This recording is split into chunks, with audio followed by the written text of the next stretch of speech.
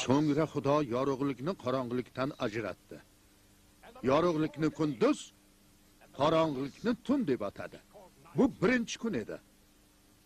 Ikkinchi kun Xudo suvlar o'rtasida ularni bir-biridan ajratuvchi gumbaz bo'lsinki, suvlarning bir qismi havo ustida, yana bir qismi havo ostida qolsin dedi. Xudo havoni osmon deb atadi. Uchinchi kun Xudo osmon ostidagi suvlar bir yerga jam bo'lsin va quruqlik paydo bo'lsin dedi. Va shunday bo'ldi.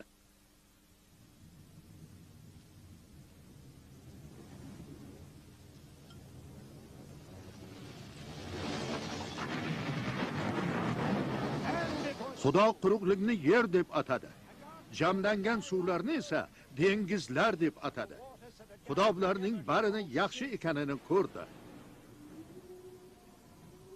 Shundan so'ng u yerda ko'katlar, boshoqli o'simliklar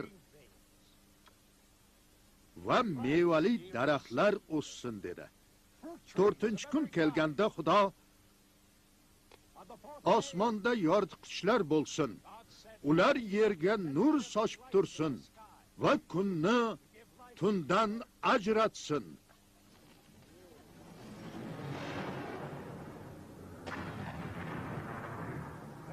Kunlar u yillarni aniqlash uchun xizmat qilsin dedi.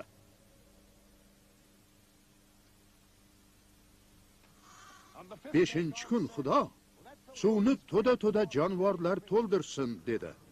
Xudo bu jonzotlarga